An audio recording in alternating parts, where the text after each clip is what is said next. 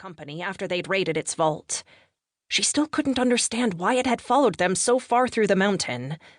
Was it because it was always so close behind that it thought it could overtake them?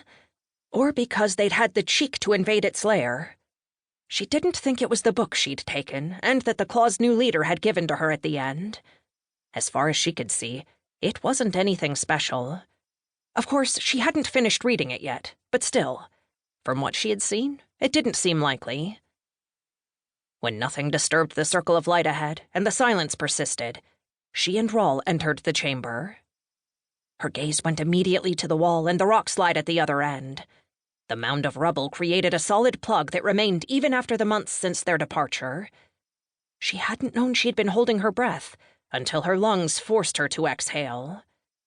The attempt to steady her breathing wasn't entirely successful. On her shoulder, Wivra tensed, and the little dragon's tail tightened around her throat. With a half-choked gasp, she slid her fingers between the appendage and her skin to force her little friend to loosen his hold while she studied the rubble.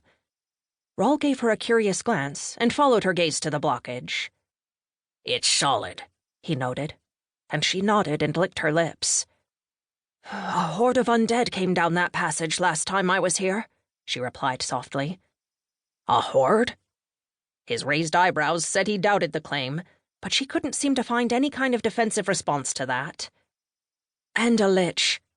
That made him glance cautiously at the rubble. "It hasn't blasted through," he noted. "I think it had something else on its mind," Kaylin answered, and recalled Lon's screams and the broken vault. Surely the monster had been worried something might find his lair in his absence. Or he wanted some time with Lon and Tybalt. This was a cause for real concern, since the lich had raised the undead that served it. It had killed the Claw's previous leader and its mage as the company fled the mountain. Their bodies had still been fresh, and her mind insisted on jumping to the nastiest conclusion it could think of. It wouldn't have. Would it?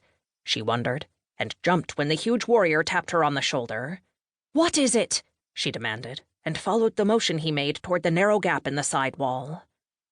"We go through there," he answered, as the rest of the company arrived, and he paused to study the mercenaries' reactions. Kaylin looked at the others and tried to see them from the hobgoblin's perspective. The expressions on the faces around them ran from worried to afraid to even a little guilty. She knew how they felt. Even now, she heard Lon's scream rise unbidden in her memory. "Don't touch me! Don't you touch me!" She shuddered, and Wivra's tail shifted from her throat to loop around her bicep, where it tightened again. At first, she thought he was merely making sure of his balance, but then he spoke. "It's okay," he told her soothingly. "Rawl and I are here. You're not alone." Not that she was alone anyway. The rest of the dragon's claws had caught up with them and scrutinized the chamber in silence. From the looks on their faces, she wasn't the only one who recalled the last time they'd come through there. After a deep breath to calm herself, she refocused and tried to ignore her feelings of guilt and misgiving. Despite Cavill's attempt at reassurance, Niall's face was as white as milk.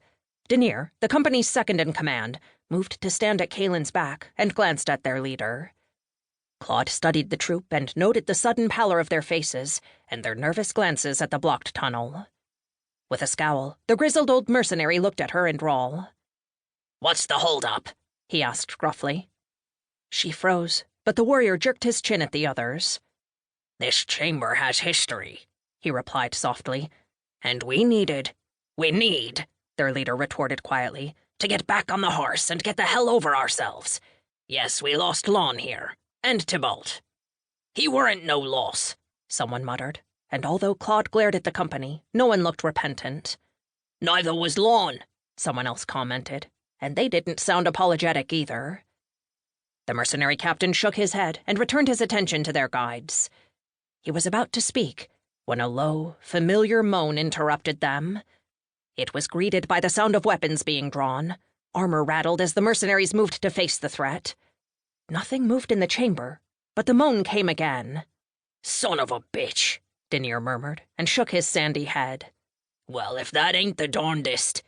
He gestured toward the landslide. "They must be on the other side," he explained, "and their voices are carrying through the gaps in the rock. There aren't many gaps,